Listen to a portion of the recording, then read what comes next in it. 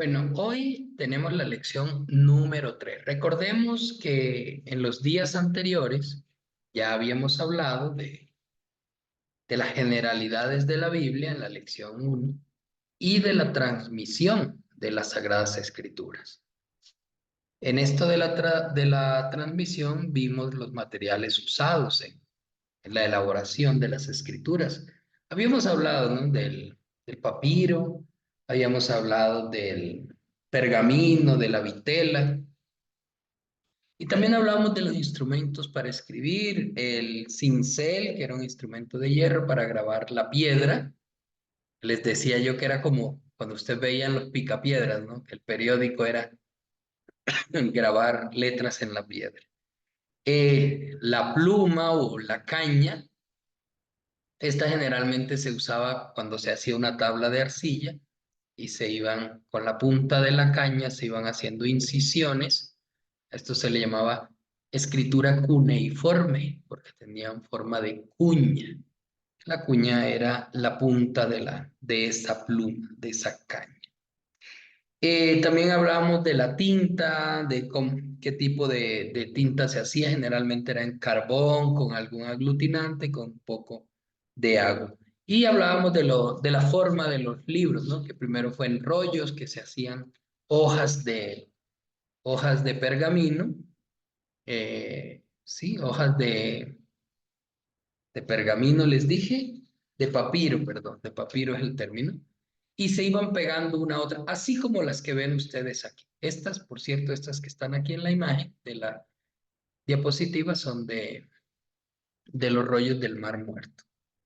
Y luego del rollo, como el rollo era demasiado grande, pesado, pero ya en el Nuevo Testamento había que transportarlos a otros lugares, entonces deciden cortar esas hojas y apilarlas una sobre otra. Esto se le llamó los códices o libros, como hoy le conocemos.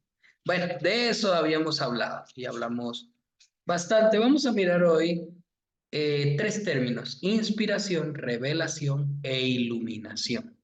¿Qué es esto? ¿De dónde viene esto?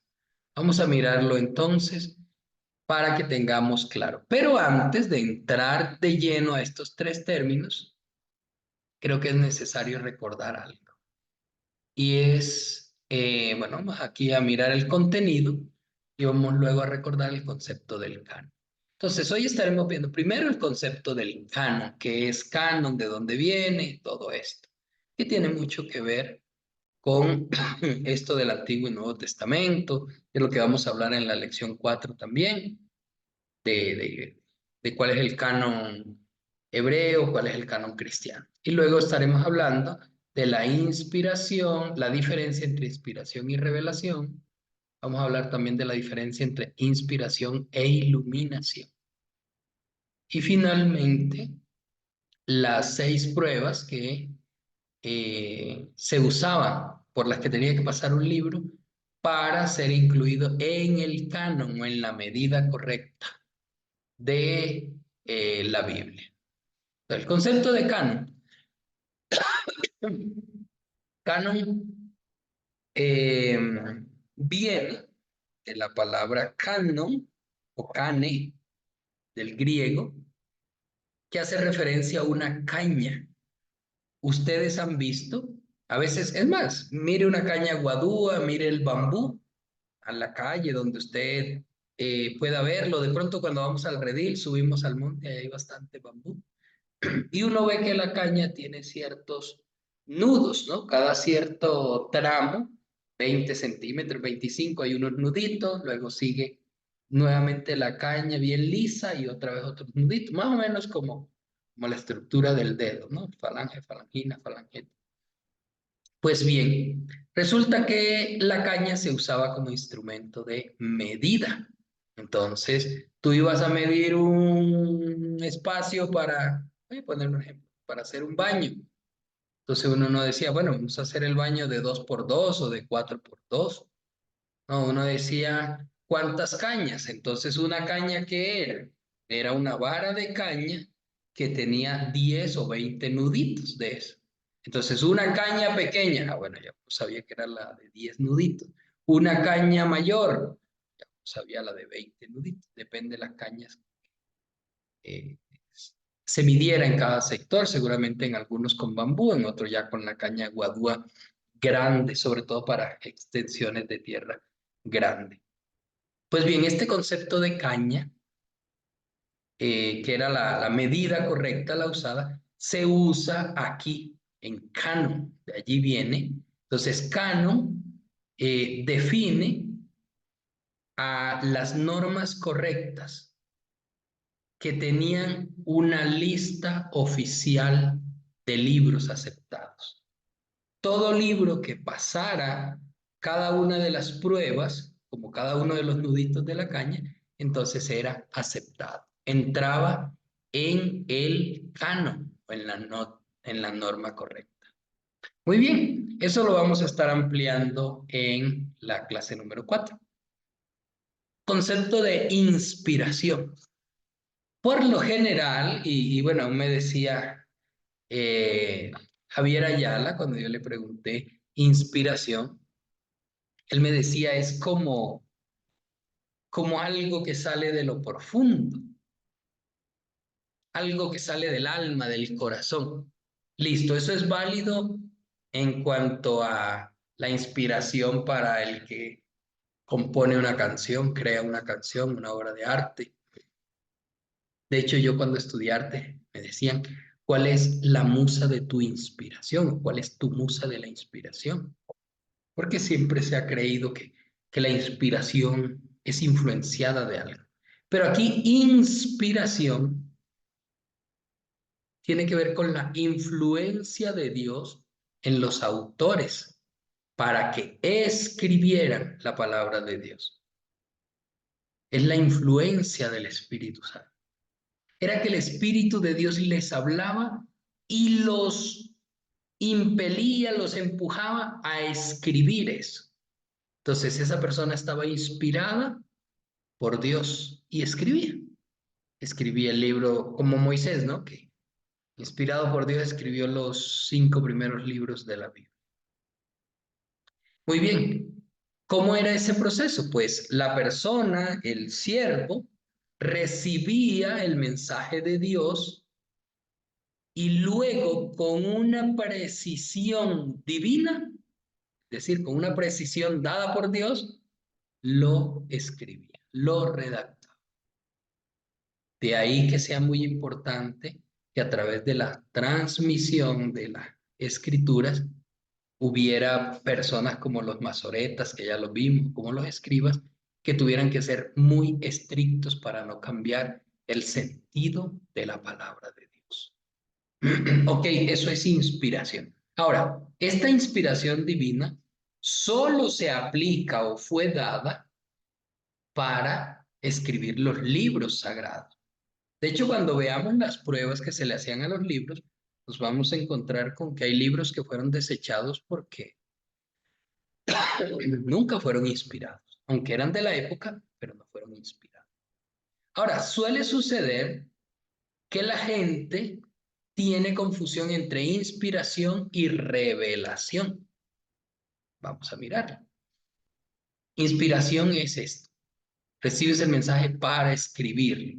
Ah, bueno, aquí ya me cambió la... A ver, aquí está. Inspiración. Recibes el mensaje de Dios para transferirlo fidedignamente, para poner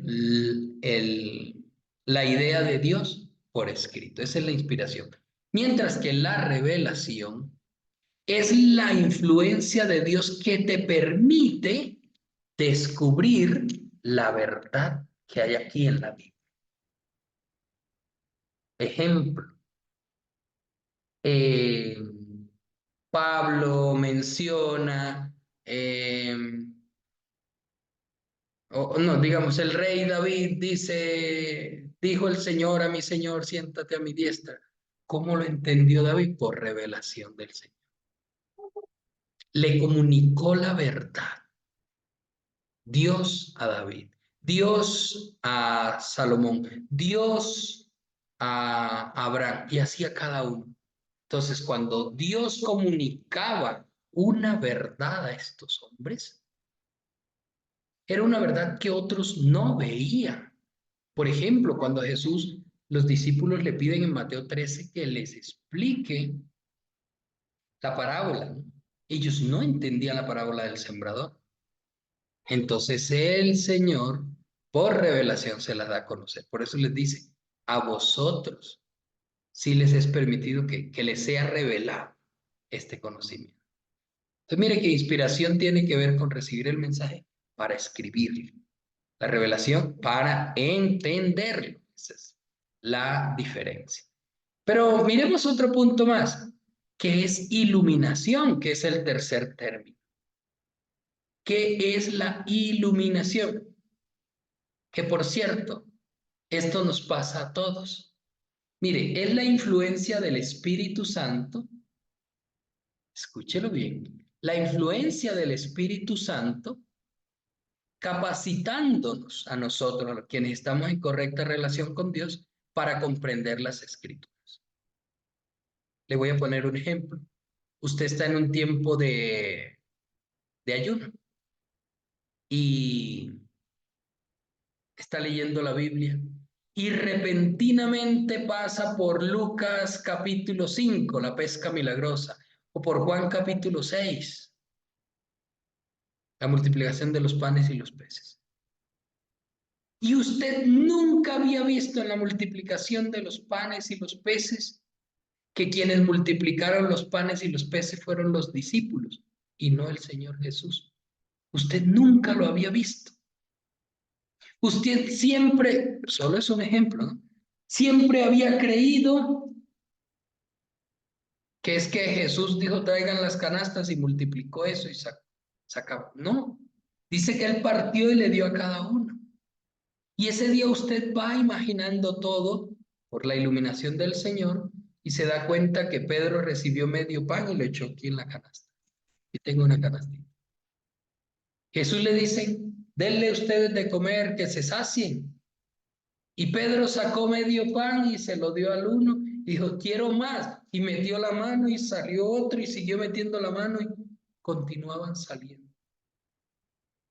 Y usted dice, wow, ahora lo entendí. La multiplicación se produce cuando yo tomo de lo mío y doy. Ok, algunos dicen esto es revelación de Dios. No, no es una revelación. Es la iluminación para que comprendas la Biblia. La revelación fueron esas verdades que quedaron consignadas ahí. Pero la iluminación es la capacitación del Espíritu Santo para que tú y yo comprendamos las Escrituras. Comprendamos lo que está allí metido, lo que está allí escondido, lo que no se ve fácilmente. Tal vez antes, cuando leíamos la multiplicación de los panes y los peces, pensábamos en otra cosa. Algunos se fijaron en que Jesús los hizo recostar en el desierto, dice. Otros se fijaron en que eran 5,000 hombres. Otros se fijaron en que eh, aquel Andrés dijo, bueno, aquí hay un niño que tiene 5 panes y 2 peces, pero ¿qué es esto para tanto? ¿Ah? O el otro, el Felipe, dijo, no, pero ¿de dónde? ¿De dónde para darle a comer a tanta gente? Ni siquiera 200 denarios.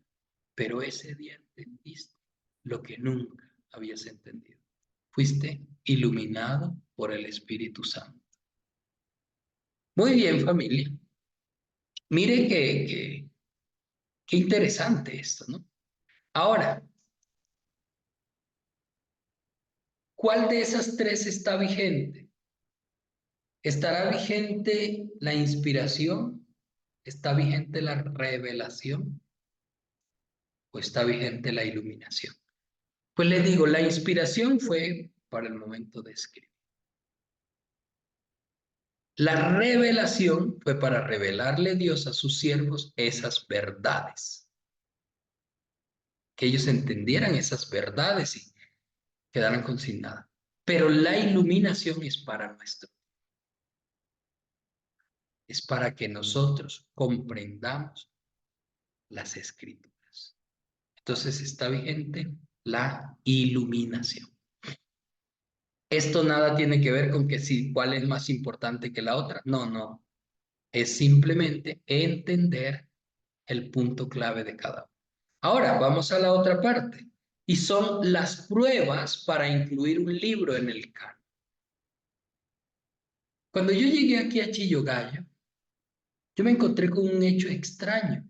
Y es que en el oratorio habían dos mesitas de vidrio, de cristal, y en cada una había una Biblia abierta. La una en el Salmo 23 y la otra en el Salmo 91. Eso me pareció raro.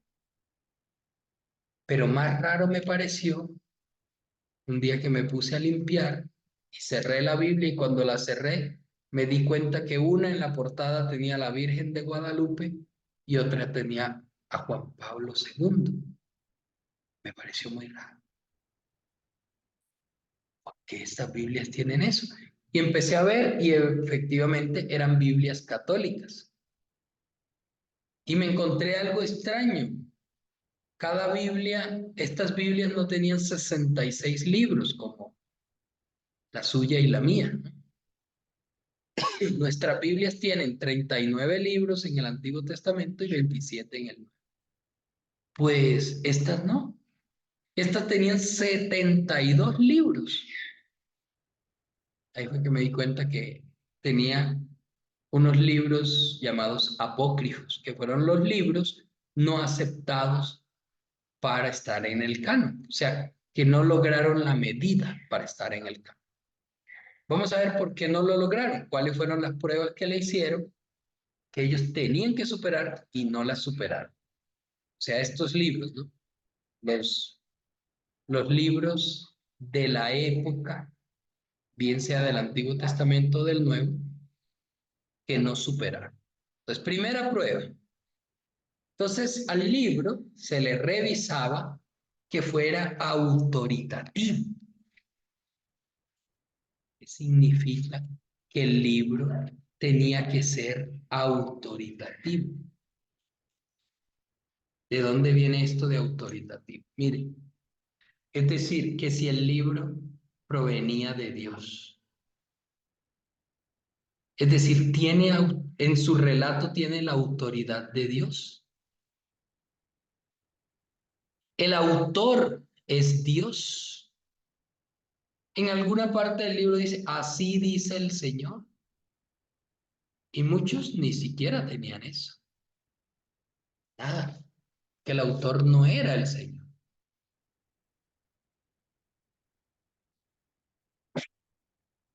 Porque el que inspiró no fue el Señor. Entonces otros comenzaban narrando cosas que hasta equivocadas eran. Entonces, libro que no cumpliera esto de una. Imagínense que hubiera 20.000 libros. Aquí ya se descartaron siquiera unos 8.000. Vamos más adelante. Estoy exagerando en los números, ¿no? Tal vez fueron 60 libros, 80, no lo sé. No hay un número, no se nos muestra un número. Segunda prueba que los libros debían pasar. ¿Era profético? Este libro era profético, es decir, ¿fue escrito por un profeta o fue escrito por un hombre de Dios? Hablaba palabras de Dios a través de un hombre de testimonio, de un siervo al que conocían. No, no, es que este era el libro de Enoch, por ejemplo. Pero lo escribió Enoch. No, no, alguien escribió la historia de Enoch. Sí, no vale, entonces quíteme eso. No es profeta. El tercero, ¿era auténtico este libro? ¿Era auténtico? O sea, este libro, los padres de la iglesia estaban plenamente convencidos de la autenticidad del libro, o más bien dudaban. De hecho, ellos tenían ¿cómo le diría? Una política. Si algún libro nos produce duda, mejor lo desechamos. Y muchos libros fueron desechados por esto, porque a veces cambiaba el estilo, la forma, usaban terminología, fraseologías que no eran de Dios. Ahora, otro punto, el cuarto, es dinámico, es decir, tiene el poder de transformar vida. ¿Has visto a alguien que ha leído ese libro y el libro al leerlo le cambia la vida, lo lleva al arrepentimiento? No, no, no. Ah, bueno, entonces, nada. No, porque a mí no me produce nada este libro. Ah, a mí tampoco. Ahora, aquí les digo, esto debió ser un proceso largo de tiempo, que tenían que analizar todos los libros. Y no fue una sola persona, eso fue un concilio, un grupo de personas que se reunieron para esto. Entonces, fue un trabajo arduo, minucioso. Ahora, este quinto punto tiene algo especial, ¿no? Dice, fue recibido, reunido, leído y usado. Es decir, este libro pasó por unos procesos. ¿Fue leído en algunas sinagogas? No se leía en la sinagoga, sino, eh, me voy a inventar algo. No, es que en la fiesta tal, el señor Manuel Coronado siempre lo sacaba y contaba las historias. No, pero en las sinagogas, no fue usado como un libro de consultas o como un libro para conocer a Dios. Ah, entonces desechemos. Ahora, algo que quiero dejar claro. Esto de los libros tenían que cumplir al menos con todos los 6. No es que si tenía uno de estos 6 ya era aceptado, no, al contrario. Si le faltaba alguna de estos 6 puntos, era rechazado. Podía tener estos 5, pero tal vez no tenía el sexto punto, no cumplía con el sexto requisito. Fue aceptado para el pueblo de Dios, por ejemplo. Entonces, es probable que no. Por ejemplo, uno ve que Pablo, ¿cómo es? Pedro reconoce las cartas de Pablo. Uno ve a Pedro en 2 de Pedro 3:16 reconociendo. Uno ve a Jesús reconociendo los libros del Antiguo Testamento. Y en muchos de los libros del Antiguo Testamento, por ejemplo, 1 Corintios 2:9, cosa que ojo no vio ni oído yo ni han subido al corazón de hombre son las que están preparadas para los que le aman. Ah, ese está haciendo alusión a algo que está escrito en Isaías. Ya. Ah, entonces está reconociendo aquello y el pueblo de Dios lo reconoce. Entonces eso, familia. Si esto no estaba, si eso no se daba, no se aprobaban los libros. Así que de esta manera, pues, llegamos nosotros a nuestro final de esta enseñanza. Hay más cosas seguramente que vamos a seguir viendo en la próxima clase.